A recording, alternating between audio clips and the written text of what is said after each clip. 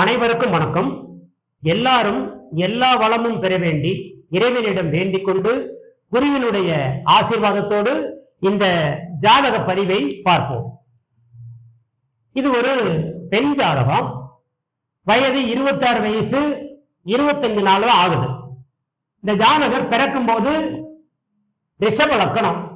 அவருடைய வயதுக்கேற்ற லக்கணம் அப்படிங்கிறது ஜாதகருக்கு ஏழிப்பு லக்கணம், சிம்ம லக்கணம். அதுல மக நட்சத்திரம் 2ஆம் பாதம் ஜாதகருக்கு போகுது. சரி, இப்ப இந்த பெண்ணோட ஜாதகத்தை கொண்டு வந்து அவங்க கேட்க வந்த கேள்வி என்ன அப்படின்னா, இந்த பெண்ணோட திருமணம், அவருக்கு அமையக்கூடிய கணவர் உத்தியோக சம்பந்தமான துறையில இருப்பாரா அப்படிங்கிறது ஒரு கேள்வியாக அவங்க முன்வைத்தாங்க.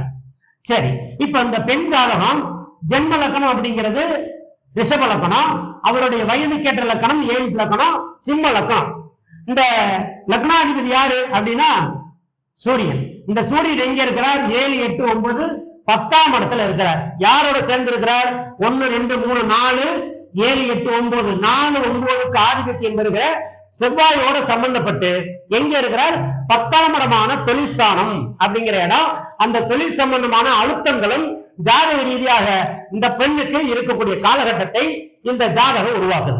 சரி, இப்ப இந்த பெண்ணுக்கு சாதாரணமாக இந்த காலகட்டங்கள்ல கல்யாணம் அமையக்கூடிய காலகட்டமா அப்படின்னா மக நட்சத்திரம் 2ஆம் பாதம். மகம்ங்கிற யாரு? கேது. இந்த கேது பகவான் எங்க இருக்கிறார்? 7ஆம் பாவத்துல நல்ல நிலையில் இருக்கிறார். இந்த லக்னாதிபதியான சூரியனுக்கு 7, 8, 9, 10ஆம் இடத்துல 1, 10ஆக இருக்கக்கூடிய காலகட்டங்கள் இருந்தாலும், அழுத்தங்கள் இருந்தாலும், இந்த கிரகங்கள் ரெண்டும் 6, 8ஆக இல்லாத காலகட்டங்களினால் இந்த ஜாதகருக்கு மக நட்சத்திரம் 2ஆம் பாதம் எங்க நவாம்சப்பள்ளி தொடுது?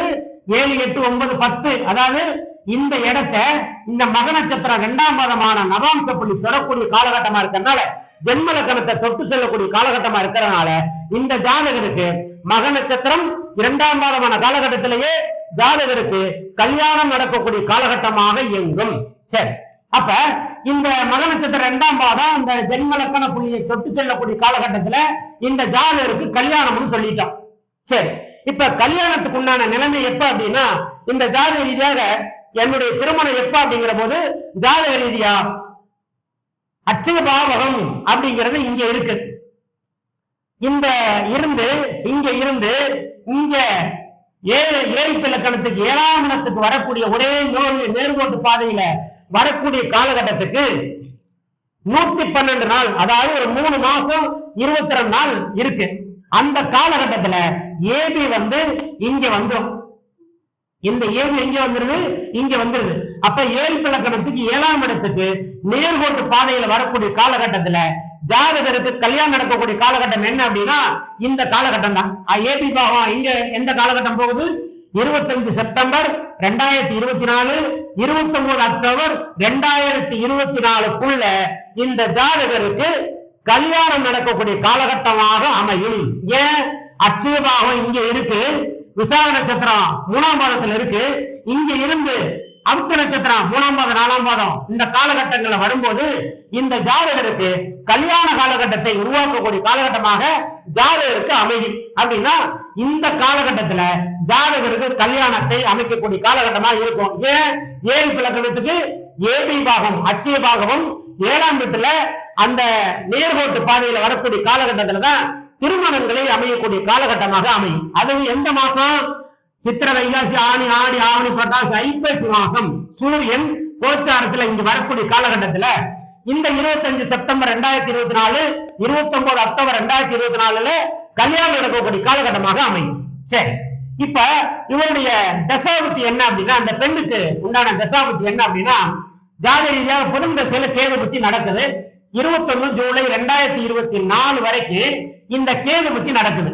கேது பகவான் 7ஆம் பாவத்தில் இருந்தாலும் அஷ்டமாதிபதியான குருவாருடைய காலகட்டமா இருக்கிறதுனால இந்த காலகட்டத்தில் திருமணம் நடக்குமா அப்படின்னா தடைகள் ஏற்படக்கூடிய காலகட்டத்தை உருவாக்கி விட்டுரும். ஆனா இந்த புதன் தசையில சுக்கிரனுடைய புத்தி புதனுக்கு 12ல அந்த சுக்கிரன் இருந்தாலும் ஜாதக ரீதியாக இயற்கையாவே இந்த காலகட்டத்துல 22 மே 2027ல திடீர்னு எதிர்பாராத விதமாக இந்த புதன் திசையில சுக்கிரனுடைய புத்தி காலகட்டம் ஜாதகருக்கு கல்யாண விஷயங்களை செய்யும்.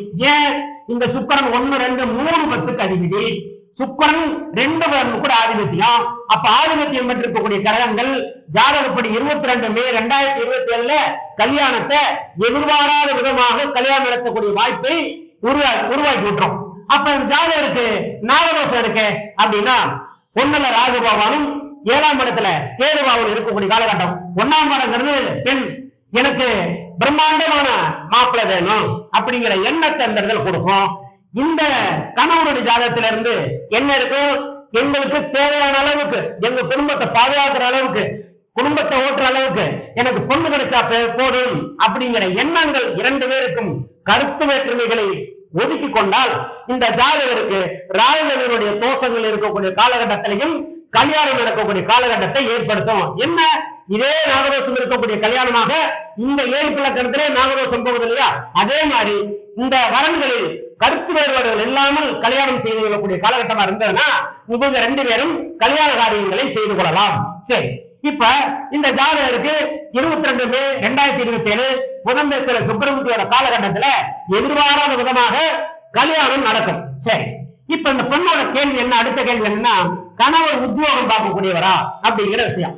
இந்த 7ஆம் இடங்கிறது கணவர், சரியா? இந்த 7ஆம் இடங்கிறது கணவர், பெண்ணுக்கு 7ஆம் இடங்கிறது கணவர். இந்த 7 சனி பகவான் எங்க இருக்கு, இந்த பொண்ணுக்கு 7, 8, 9 இருக்கு, அவருக்கு 3ஆம் இடத்துல இருக்கு.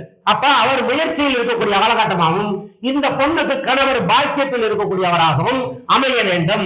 ஏன்னா 2 பதினொன்றுக்கு அதிபதியோட புதனோட சனி சேர்றார். அப்ப கணவர் எப்படி இருக்கார், ஜாதகப்படி பாக்கியத்தில் இருக்கக்கூடியவரா இருக்கணும். அப்ப சொத்து, வசதி, அந்தஸ்து, அதிகாரம், செல்வம், செல்வாக்கு எல்லா விஷயங்களையும் அதிகாரத்தோடு இருக்கக்கூடிய பாக்கியம் உள்ளவராக ஜாதகருக்கு அமையணும். சரி, கணவருடைய தொழில் இந்த 7ஆம் இடத்துல இருந்து, இதான் 7ஆம் இடம், இது 7 வச்சுக்குவோம். இதுல இருந்து 7, 8, 9, 10ஆம் இடம் அப்படிங்கிற போது கணவருக்கு தொழில்ஸ்தானம். இந்த தொழில்ஸ்தானம் யாராரு பாக்குறாங்க, சூரியனும் செவ்வாயும் ஜாதக ரீதியா பார்க்கும்போது ஜாதகருக்கு எப்படிப்பட்ட மாப்பிள்ளை அமையும், அரசு சார்ந்த தொழில் இருக்கக்கூடிய கணவர் தான் ஜாதகருக்கு அமையக்கூடிய வாய்ப்பா இருக்கும். சரி, அப்ப இந்த ஜாதகருக்கு சனி பகவான் எங்க இருக்கிறார் அப்படின்னா இந்த 10க்கு 6ஆம் பாவத்துல 4 வருஷம் 5 மாசம் 10 நாளைக்கு 10 வருஷம் காலகட்டத்துல இந்த 10ஆம் இடத்துல இருக்கக்கூடிய கணவருக்கு 10ஆம் இடம் தொழிற்சாலம். இந்த தொழிற்சாலத்துக்கு சனி பகவான் 10க்கு 6ல் இருக்கிறதுனாலையும் அடுத்து வரக்கூடிய புதனும் இந்த 10க்கு 6ல் இருக்கக்கூடிய காலகட்டத்திலையும் ஒரு 4 வருஷம் 5 மாசம் 10 நாள், அப்ப 9 4 நாள் 8 1 8 வருஷம் 10 மாசம் அப்படிங்கறதுனால இந்த ஜாதகருக்கு கரெக்டா உங்களுக்கு 10க்கு 6ல் இருக்கக்கூடிய காலகட்டத்துல இவர் இன்சூரன்ஸ் சம்பந்தமான தொழிலே இருக்கக்கூடியவரா இருக்கும்.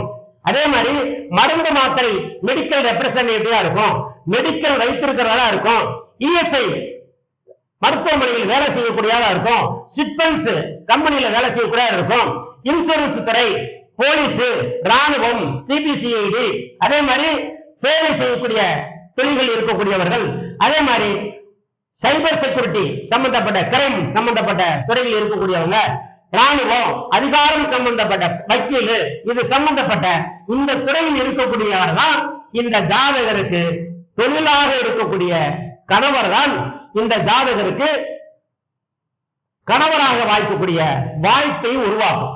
இன்னொன்னு, இந்த இலக்கணத்துக்கு 7ஆம் இடத்துக்கு உண்டான இடத்துல செவ்வாய் எங்க இருக்காரு பாருங்க, 7க்கு இந்த பொண்ணுக்கு 10ஆம் இடத்துல 7க்கு 4லையும் இந்த ஜாதகைக்கு 10ஆம் இடத்திலையும் இருக்கிறதுனால தொழில் சார்ந்த இடங்கள்ல இந்த பொண்ணு எங்க வேலை செய்தோ வேலை சார்ந்த இடங்கள்ல அந்த சம்பந்தப்பட்ட இடங்கள்ல இந்த பொண்ணுக்கு குடும்ப உறுப்பினர்களால் இந்த ஜாதகைக்கு கணவரை பார்க்கக்கூடிய அமைப்பு ஏற்படுத்தும். ஏன்னா சுக்கிரன் டைரக்டா இங்க 2ஆம் இடத்தை பாக்குது, செவ்வாய் வந்து டைரக்டா 10ஆம் இடத்தை பாக்குது. அப்ப குடும்ப உறுப்பினர்கள் மூலியமாக ஜாதகருக்கு தொழில் சார்ந்த இடங்களில் இருந்து இந்த பெண்ணுக்கு நான் சொன்ன தொழிலில் அமையக்கூடிய மாப்பிள்ளையாக, தொழில் செய்யக்கூடிய மாப்பிள்ளையாக இந்த ஜாதகருக்கு இந்த கணவர் அமையக்கூடிய வாய்ப்பை இந்த ஜாதகத்துக்கு உருவாக்கும். இன்னொன்னு கோச்சாரம். இந்த கோச்சாரத்துல எப்ப அந்த அமைப்பு இருக்கு அப்படின்னா சனி பகவான் இங்கேதான் இருப்பார், செவ்வாய் இங்க வந்துருவார், சூரியன் இங்க இருக்கிறார், குரு பகவான் இங்க இருக்கிறார். அப்ப இந்த 7 லக்கணத்துல மகன் 2 6 மார்ச் 2024 இருந்து 16 ஏப்ரல் 2025க்குள்ள இந்த நவாம்ச புள்ளி இங்க தொட்டு சொல்லக்கூடிய காலகட்டத்துல கல்யாணம் நடக்கும். அந்த கல்யாணம் எப்ப நடக்கும்? 25 செப்டம்பர் 2024 இருந்து 29 அக்டோபர் 2024க்குள்ள அச்சய பாகம் இங்க வரக்கூடிய காலகட்டத்துல இந்த ஜாதகருக்கு இந்த ஜாதகிக்கு கல்யாணம் நடக்கும் காலகட்டமா இருக்கும். இந்த குரு பயிற்சி குருவுல குருபகவான் ஜென்ம லக்னத்தில் இருக்கிறார்.